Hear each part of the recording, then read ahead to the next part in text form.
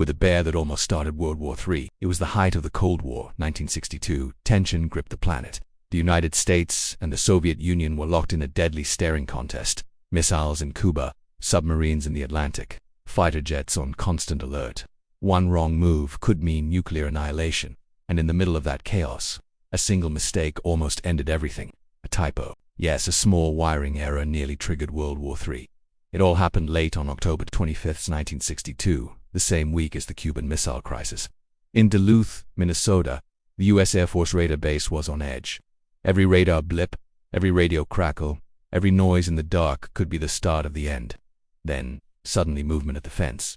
An intruder, a shadow creeping toward the perimeter. The guard on duty, fearing the worst, raised his rifle and opened fire. The shot echoed through the frozen air and instantly triggered an alarm.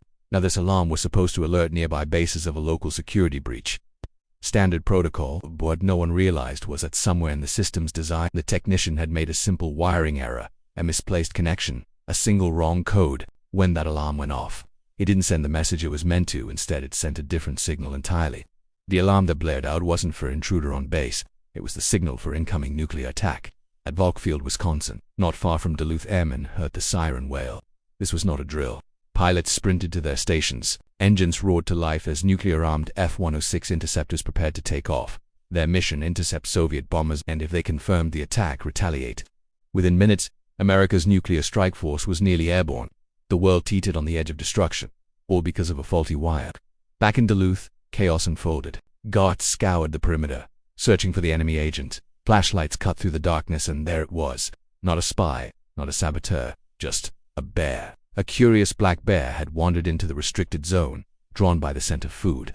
It was this innocent creature that set off the entire chain reaction. The guard had done his job. The system had done what it thought was right. What technology and a typo almost destroyed humanity. As the bear lumbered away into the woods, an officer at Duluth frantically picked up the phone. He knew the alarm had gone wrong and that nearby bases might already be preparing for war. He managed to reach Volkfield just in time. "Stand down, false alarm," he shouted. The bombers, engines hot and ready for takeoffs, were ordered to halt. The pilots sat frozen in their cockpits, the weight of what almost happened sinking in. If that call had come seconds later, those planes might have launched and the Soviets would have responded in kind. That night, the entire chain of command realized just how fragile peace really was. One bear, one bullet, one wiring error. That's all it would have taken. Historians later called it the Duluth incident. It became a chilling lesson in how close the Cold War came to turning hot, and how simple human error could ignite the unimaginable. The Cuban Missile Crisis may have ended without nuclear war, but few realize just how narrowly we escaped a second disaster that same week.